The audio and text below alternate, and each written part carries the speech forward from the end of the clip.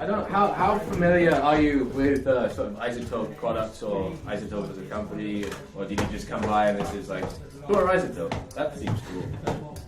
Well, I heard of iZotope through Ozone. Mm-hmm. Like, the mastering. So Cool. that was about it. And I know he's actually designing the product. Yeah. No, we Ozone was one of the early products that we make. Obviously, version 5 is the latest version, but no, we have a whole range of products. We have Alloy 2, which we can look at, which is our new channel strip. It's sort of a digital and an analog channel strip with a bunch of great features for mixing, drums and bass and guitars and things like that. We just took a look at Stutter Edit. We have some other sort of lesser known plugins like Trash, a distortion plugin. Spectron is another plugin. We also have iZotope RX is quite a well-known plugin, and it's also a piece of standalone software which is used for noise reduction and audio restoration. It's used a lot on sort of reality TV shows and stuff. Anywhere you have audio that you've recorded and you couldn't help the fact that there was noise or background problems. So yeah, we have software that kind of deals with that too. It can isolate frequencies and take out noise and do all sorts. And actually, the reason I mentioned RX now is that the next thing I'm going to show you is called iZotope Iris. So up until earlier this year, all of our products were focused on sort of mixing or mastering and assuming that you'd kind of already written your music or were recording your music or audio of any description, and then now you needed plugins to kind of make them sound, really great. Get your production from here to here. And so we hadn't ever made a virtual instrument, we hadn't made a synth, but we were hearing from customers all the time that they were using this RX program, which we designed for noise reduction. They were actually using it to manipulate noises and sounds into something new and something cool. We never anticipated they would do that, but that's the beauty of it. So here they were then getting back to us with feature requests saying, hey, that thing you do with the denoising, well, if I could flip it around and then do that, and we'd say, well, that's a great idea, but absolutely useless for, denoising or anything like that. So that is how Iris was born, because people were saying, I am using your products for sound design. I need all these extra features to make it really cool. So we said, well, if we take all of those features and then the most sensible thing to do is combine them in a virtual instrument, and this is what we have. So how does Iris work? Because I guarantee it works in a very new and different way to anything else that's out there before. So it's basically, in one sense, a sampler. That's the easy introduction. So here is a sample. Just some bells ringing. I think it was recorded in a church, could have been recorded anywhere, but this could be any sound file. You could, if it's a wave or an AIFF, you could have recorded it anywhere, anyhow, from a sample library even, and you can just drag and drop it into Iris. This is our sound file. So the thing that makes our products sort of stand out, in a way, is the way that we use a spectrogram. So what is a spectrogram? We've seen obviously the waveform of the file. We can see when the loud stuff happens, when the quiet stuff happens. But what we can't see is actually an image of the file. See, okay, well, there's these different bells happening. One's there, one's here, and so on. So if I move this slider here, I now transform my sample from what we call the waveform to the spectrogram. I mean, what is this image? So let me just kind of explain. This is time. So, beginning to end, left to right, 1 second, 2 seconds, 3 seconds, sort of a thing. And this is frequency. So this is actually, with this sample, it's ever so slightly higher than even the range of human hearing. So this is the very low stuff, the middle stuff, and the high stuff. So now, if I press play, you can kind of follow along with this image of the sound and see exactly when and where these bells are happening.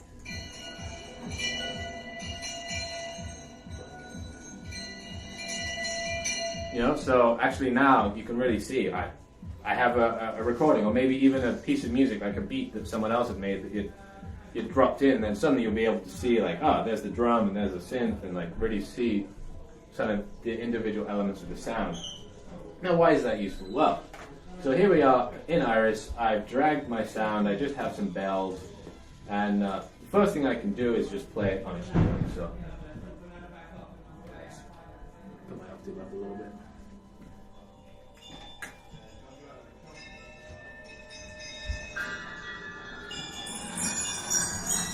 Okay, so that that's basic sampling. I have a sound and it's mapped across the keyboard, which it does automatically.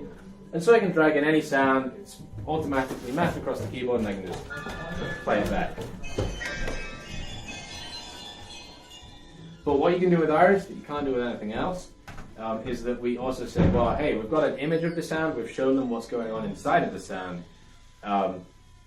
Many people are familiar with Photoshop these days and being able to manipulate images. Why don't we kind of combine the two and say if you can manipulate the image of the sound, you can get something much more interesting. So we have all of these tools that look exactly like tools in Photoshop, in the graphical editing program. So if you're working with a traditional sampler, which are still fantastic for certain things, this is not meant to replace a traditional sampler. It's really sort of a new spectral type of sound design tool. All I can really do is select this area of the waveform or that area of the waveform. Like select this second or that second, and then it will play the entire sample and just that selection of it.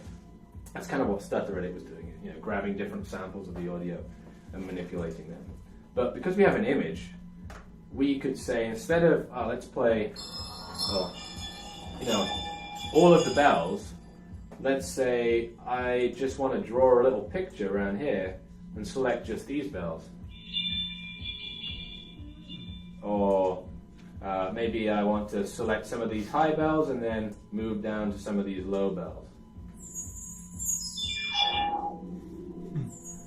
So now you can really see whatever sounds and events you have going on in your audio, you can literally just isolate just those events and then use those to perform with across the keyboard. We even have, if you wanted a bit more accuracy, have a magic wand. Why is it called a magic wand? Well, if I play the sample, you can see, okay, there's a bell hit right there. You can see those bright lines, that's some frequencies that are beginning. If I use the magic wand tool, I click once and it's selected just that frequency of just the bell. If I click again, it's selected lots of the higher frequencies that were harmonics of that bell.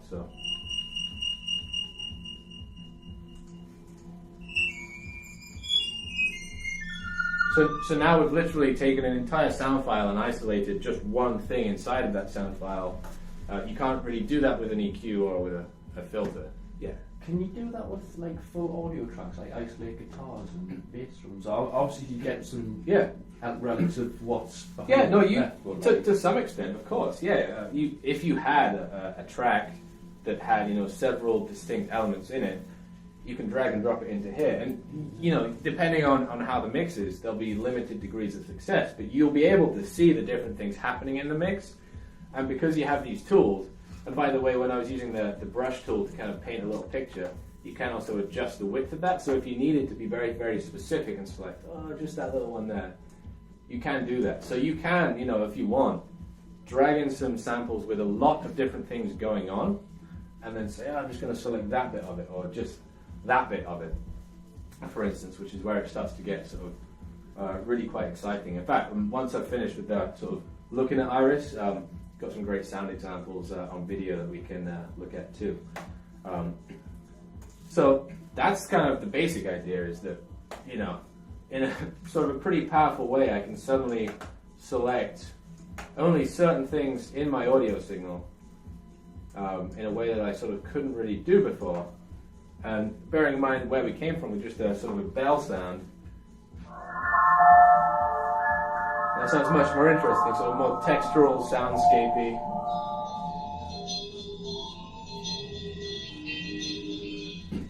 And then at this point we kind of said, well, okay, we've given them now the power to drop in audio files. Also, if you walk around the street with a microphone and there's a car horn here and an engine there or someone talking there, you can pull all of those different events out. Then we have a synth panel. Because up until now, you really don't need to know, synthesis. You don't have to have studied it too much to be able to understand I can draw with sound and I can play my sound. But then if you want to add extended control, you can do so here. So if, for instance, I wanted to play my bell backwards, I can do that.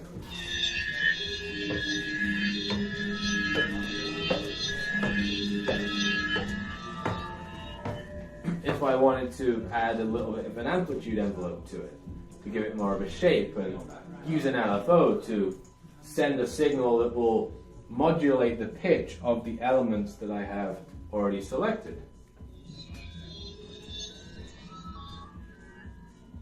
Now I'm starting to get into really weird territory, really manipulating the sound quite a lot. If I wanted to add a reverb or a chorus and then start creating, a big sort of textural soundscape, and then this is the kicker, because up until now, okay, this is something no one's seen before, it's something no one's had before, and you can actually do it 3 times over by loading in 3 different audio samples, making unique selections in each of them. So you could have the sound of a machine, you could have the sound of a car engine, the sound of a synth even, or a drum kit, or a beat. Let's look at all 3 of them together. So now, these are 3 different sounds. Just layered together.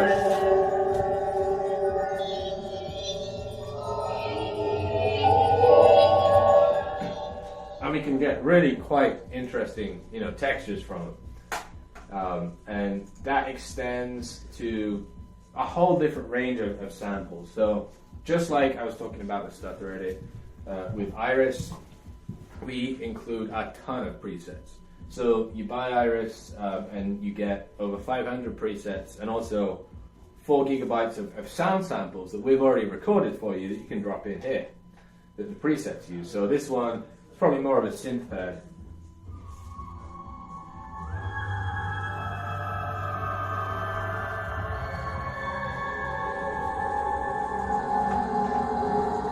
There's some weirder sounds. And then we also have some very conventional sounds, sounds you might be more used to hearing. Yes, yeah.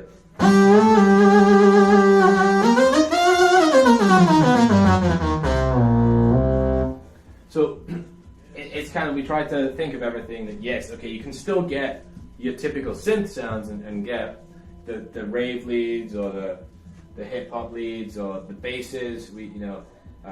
Also, this is, I don't have the 500 presets installed, I just have the ones that I wanted to show right now. So normally you'll see like a massive list.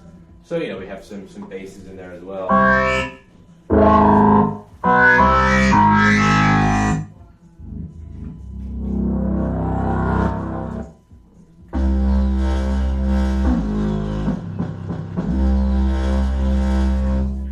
And then we just have more conventional synth pads, and we heard some of the sort of weirder, more textural sounds, and it's very versatile. For a synth, you get you get the capability to drop in any sound you want, and then draw with it, which is cool and new. But you also get a lot of presets, so that you can kind of just click through them and explore them, and spend sometimes days. It's like a journey. You go through them all. And then we've also, when we released Iris, this is really new, so if you haven't heard of it, don't worry, because it just came out earlier this year. We released all the presets and the samples, but then we are still making more presets and more samples, so that since releasing Iris, we have the sounds of wood, the sounds of glass, and the sounds of food so far.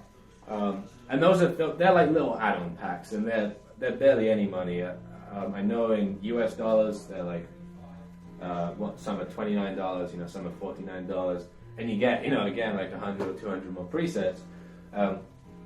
Here I do have sounds of food installed, because what we did with each of those, we said, given that this is the sort of synth where we want to encourage people to get any sound and go crazy and record any sound from anywhere in the world, we thought we should inspire them by doing it ourselves. So Sounds of Food is just me and my roommate in Boston doing all kinds of nice and nasty things to food. Because it's sort of a secret sound design trick. that people have been doing for years, and for some reason, just no one knows about it. You know, you watch a movie, an action film or a horror film, all of those sounds, you know, like a bone cracking or like a head squashing or someone being stabbed or punched, and obviously they don't sit there with a microphone while someone is stabbed or punched. They have to make the sound somehow. Food is great for that. If you ever get some celery and snap it in half, sounds like you've broken your arm. If you get an orange or a melon and just punch it, sounds like you've punched someone without the trade-off that they may punch you back. So Sounds of Food is inspired by that. I don't know, I could just click through a bunch of different presets. So.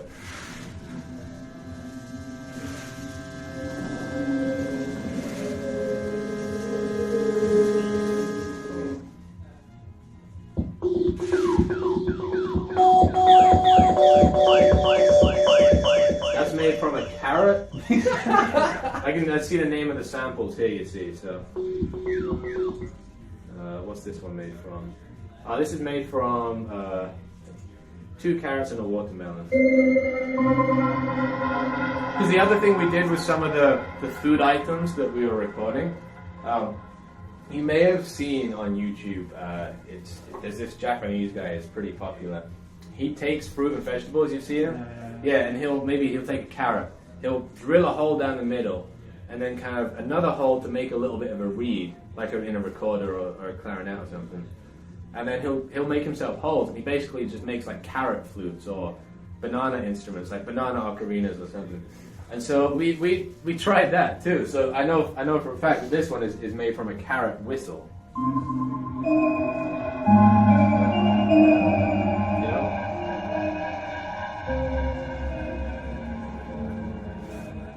And what's cool with Iris too is that it's not just they're not just momentary sounds. They evolve. They last a very long time. You know, this one you'll see I could hold the key down for a very long time, and the sound will just go on a journey of its own, because it's exploring all these different bits of the image that we've pulled out and playing them in different directions, like we've told it to. And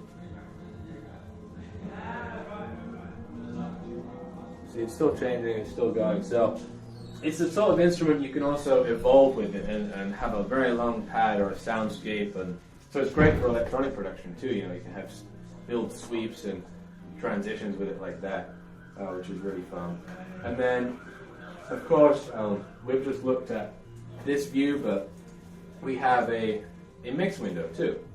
So this is where you can say, all right, now I've loaded in 3 samples. This was a carrot whistle. This was a watermelon bongo. That's really cool. You cut a watermelon in half, hollow it out, put cling film over the top. Makes a great bongo. And then this was a cantaloupe. I'm not sure what he did to that. But here's where you can adjust, you know, the volume levels, or pan 1 to the left and 1 to the right of each sample, and you can adjust the parameters all in one place. And because you know, you'll hear I've got a reverb here,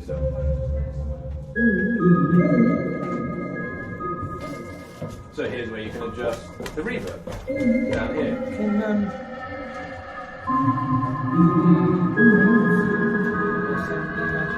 And then it's really easy to make it more into a performance instrument. I don't know if any of you have used Ableton Live or programs like that. They have a feature where, let's say, you know, this is my MIDI controller, I've got a knob there. Let's say I wanted to control some stuff from there. If I just click MIDI learn, I can now click on any parameter, like maybe this one, and I just turn the knob. You know, I don't need to go and set up a routing and send this to this and receive that. No, I can just say, okay, I want to control that, and let's see what else. Maybe even the pitch and something as well.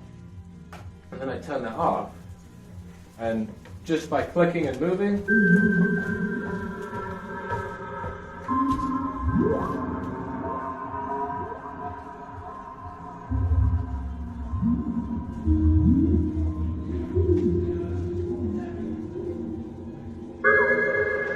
and if you can get this kind of sound from, you know, fruit and vegetables, like I said, the reason we have all these extra sound packs is to try to inspire people to find sound and find music in everything, anything and everything.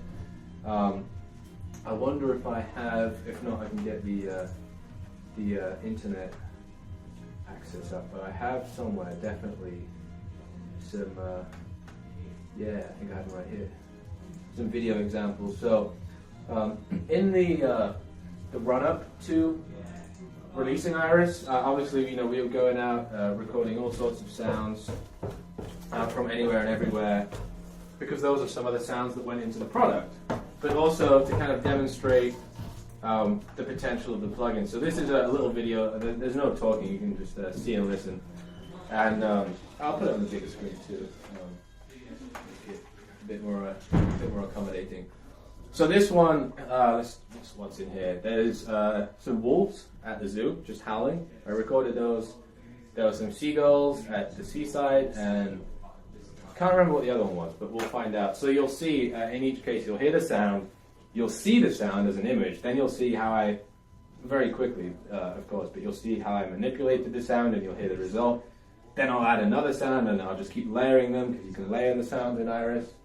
And then you'll see kind of where you can go from normal, everyday sounds.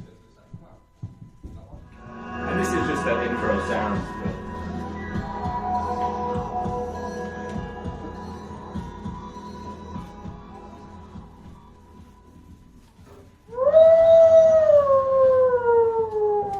So first, I just play it on the keyboard. I select only the wolf howl. No, that was there. That was somebody shouting. And add some effects to it. And now it's kind of a cool little soft patch. And then this is where I went to the seaside.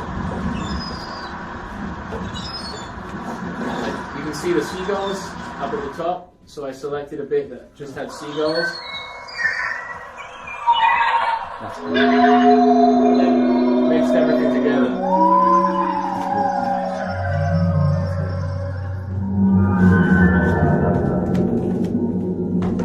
It's all the same patch. So, you know, really just from two sounds, and that was a last sound that I just added in there, you can get these huge sonic journeys and really, you know, explore and have a lot of fun. So that's Iris. It's the first instrument that we have ever made. It's also an instrument that hasn't been made before. And just like with Stutter Edit, you know, you can easily download a demo and try it out. The demo does come with some presets as well, not all 500, but gives you a little sampler of what's in store.